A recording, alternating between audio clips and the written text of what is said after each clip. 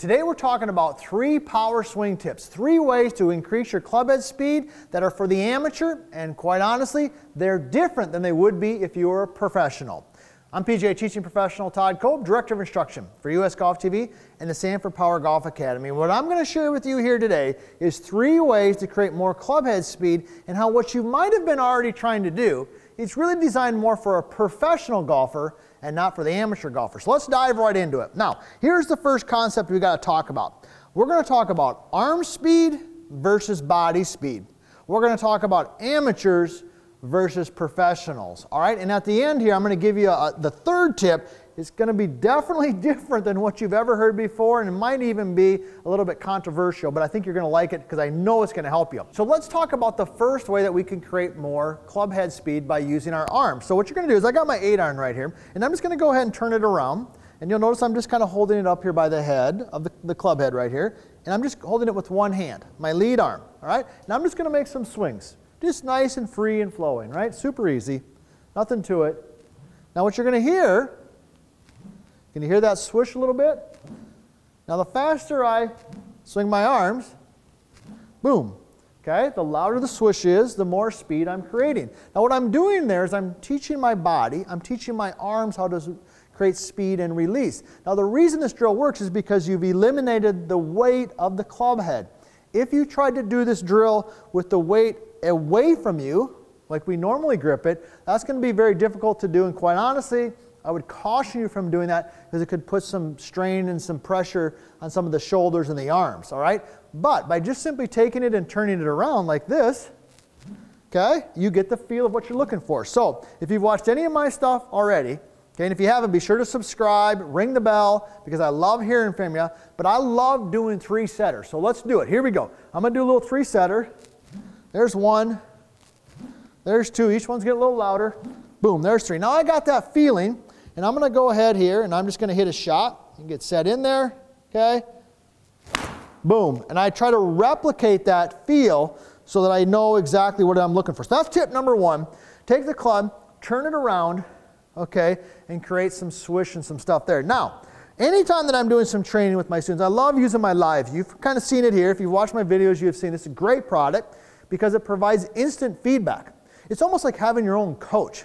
It's like your own set of eyes. Now, let me talk about that and how I've got this set up. And then we're going to get into tip number 2 here that has to do with the rotary drill. It's one of my favorites, okay?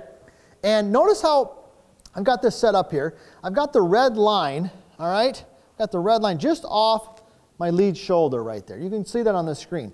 Now, the goal for amateur golfers versus professional golfers is to, I'm going to take the club and turn it around here, is to get their arms to the red line. Let's call it the finish line.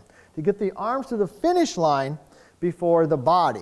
Okay, now a lot of tour professionals, world-class athletes, top fitness condition, practicing 8 hours a day, they're going to get their body rotating, they're going to get their weight moving in their lead foot, and they're going to really get their body rotated, and their arms are going to be behind. So the body's going to get to the finish line first, rotation and open, the arms are going to drag.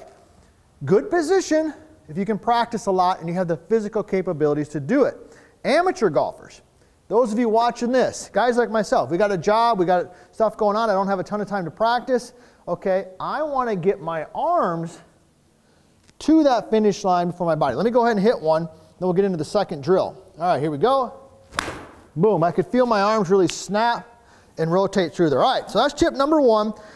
That's a little bit about the concept. Now, the second drill is what I call the rotary drill. Now this one, I'm not going to lie, is a little bit challenging.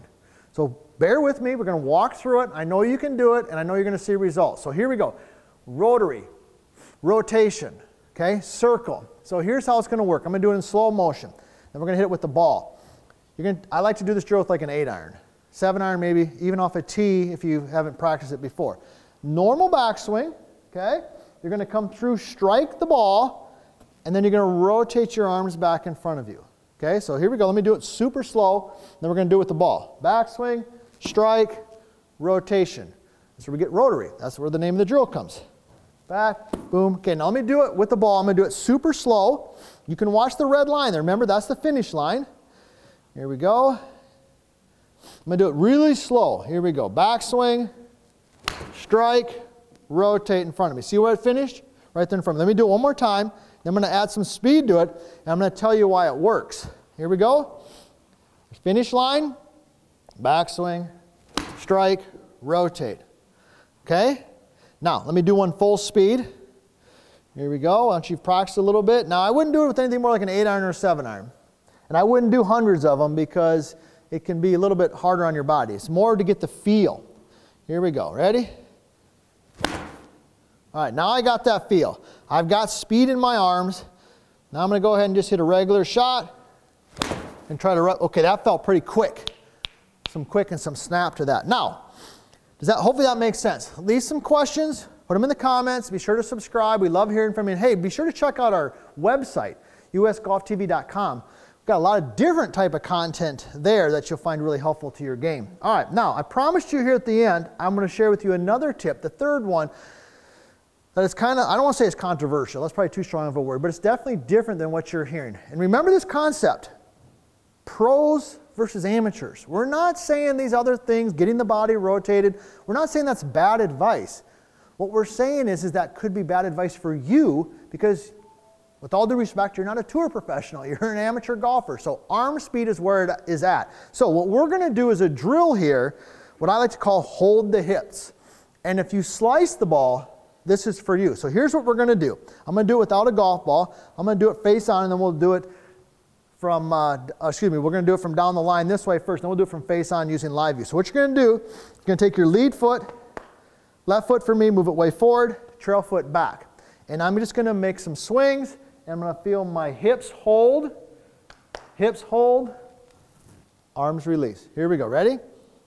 Back swing, hips hold, arms release. Now let me go ahead and do it super slow motion. We got live view right there. We've got the finish line. This is why I love live view. It's such a great visual. I can automatically see it, what's going on. I can replay it. I can put lines on there, anything I want. Lead foot forward, trail foot back. Here we go. I'm going to hold the hip. Release arm. Notice, oh, see that? Body did not get to the finish line. Arms past the finish line. Let me do it again. And then I'm going to tell you why this works wonders if you slice the golf ball. Here we go. Lead foot forward, trail foot back. Oh yeah.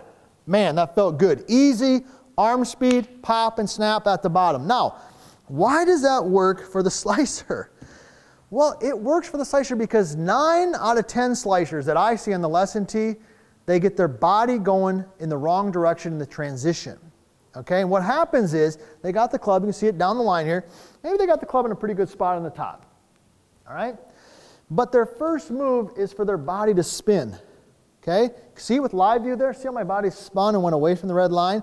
And where does the club go when I do that? It goes out and across, right? And from this position, you're going to hit a banana slice your entire life. But if you take your lead foot and you put it forward, okay, I get a nice turn, and I hold this lead hip, where do my arms go? Well, they've got to drop to the inside. They've got to drop to the inside. So let me go ahead and hit it. Now what I want you to watch from down the line is watch the angle of the club right here. So here we go. We're set in there. Leave it forward. And you'll see how not only do the arms pass the finish line first, but they drop down into the inside. So when we're talking about club head speed, you got to ask yourself an honest question. Is that speed for a tour professional or is it for an amateur golfer? These 3 tips that I've given you, these 3 drills are going to help you create arm speed, which is what you want if you're an amateur golfer.